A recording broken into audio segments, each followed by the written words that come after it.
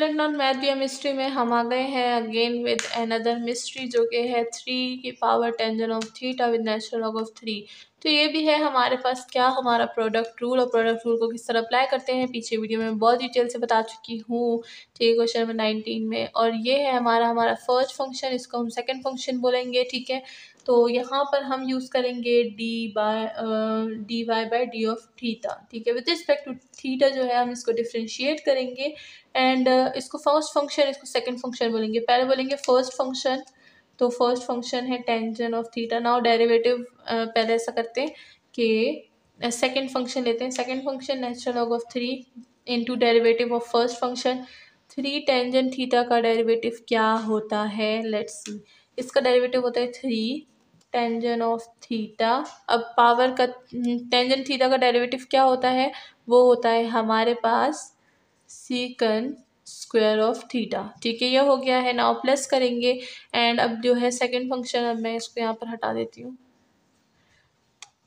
ठीक है, अब जो है हम लोग क्या करेंगे, फर्स्ट फंक्शन लिख देंगे और सेकेंड फंक्शन का डेरिवेटिव ले लेंगे। नेचुरल लॉग 3 का डेरिवेटिव हमारे पास 0 आता है because this is a constant term.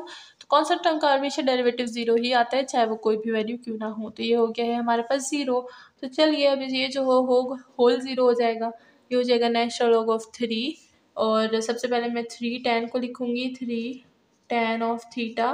फिर मैं लिखूंगी अच्छा, मैंने यहाँ पर नेचुरल लॉग ऑफ 3 मल्टीप्लाई नहीं किया, एक मिनट।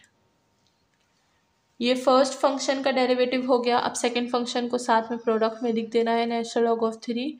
ठीक है, प्लस अब फिर जो है हमने अप्लाई करना है first function into derivative of second function. वो क्या है, वो है हमारे पास 0। ठीक है, तो ये नेचुरल लॉग ऑफ 3 थीटा अपनी जगह पे आ जाएगा, और ये हो जाएगा हमारे पास सीकन square of theta.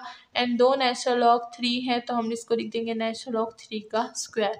And that's all, हमारा क्वेश्चन जो है वो सॉल्व हो गया है। होप कि सबको समझ आ गई होगी।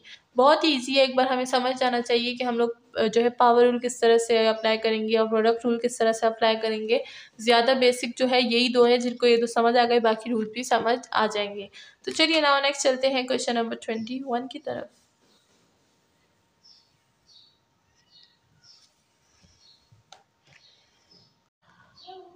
सो विदाउट एनी डिले हम आ जाते हैं विद क्वेश्चन नंबर 21 पर। तो इतने सारे क्वेश्चंस हमने सॉल्व कर लिए तो काफ़ी आइडिया भी मिल गया होगा। काफ़ी आइडिया मिल गया है तो मतलब हम लोग जो है एक्सरसाइज बाकी की आराम से सुकून से सॉल्व कर सकते हैं।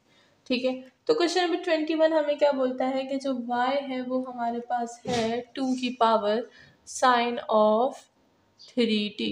ठीक है, यहाँ पर अब देखिए हमें फंक्शन में कैसा फंक्शन गिवन है। फंक्शन पे पावर गिवन है, पावर में जो है ट्रिग्नोमेट्रिक फंक्शन है। एंड ट्रिग्नोमेट्रिक फंक्शन तो चलिए वो तो है ही, लेकिन साथ में हमें सिर्फ एंगल में टी नहीं गिवन, एंगल में एक हमें जो है कांस्टेंट वैल्यू भी गिवन है। जब कांस्टेंट वैल्यू आ जाती है तो रूल जो है वो थोड़े गेम के चेंज हो जाते हैं। किस तरह से चेंज होंगे, लेट्स सी। यहाँ पर भी जो है हम लोग यूज़ करने वाले हैं क्या, पावर मेथड यूज़ करेंगे। ठीक है, तो चलिए हम लोग सबसे पहले वो वाली चीज़ यूज़ कर लेते हैं जिसको हम लोग कब से यूज़ कर रहे हैं, ए की power of X equal to A की power of X with natural log of A. ठीक है, अब ये तो मैं कब से यूज़ कर रही हूँ तो मैं इसको दोबारा से यूज़ कर लूँगी जब कब से यूज़ कर रही हूँ तो दोबारा भी तो यूज़ कर सकती हूँ ना, तो चलिए मैं यूज़ कर लेती हूँ। तो सबसे पहले हम लोग विद रिस्पेक्ट टू टी जो है इसको डिफ्रेंशिएट करेंगे। D by D of T होगा, तो D Y by D of T equal to ये हो जाएगा हमारे पास 2 साइन ऑफ 3t। सही है, अब ये तो है, अब साथ में नेचुरल लॉग ऑफ ए यानी नेचुरल लॉग ऑफ 2 आ जाएगा। ठीक है, ये तो अपना है ना। जो हमारे पास पावर है इसको जो है हम लोग डिफ्रेंसिएशन में ले लेंगे, तो ये क्या हो जाएगा 2 sine 3t with natural log of 2 और D by D of T of sine of 3t।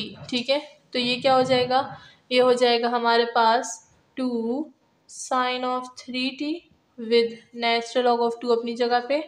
And sign 3t का हमारे पास डेरिवेटिव क्या आएगा, साइन का डेरिवेटिव क्या होता है प्लस कॉस, तो ये हो जाएगा कॉस 3 ऑफ t।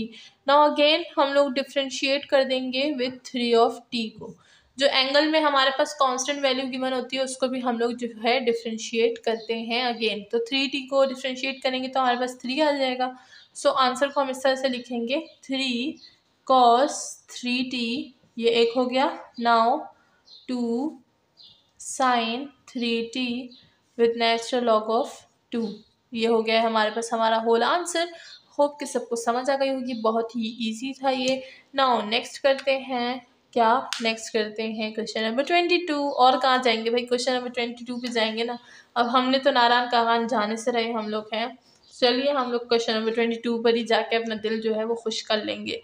तो क्वेश्चन नंबर 22 में हमें फंक्शन गिवन है y इक्वल टू 5 की power minus cos 2 of t।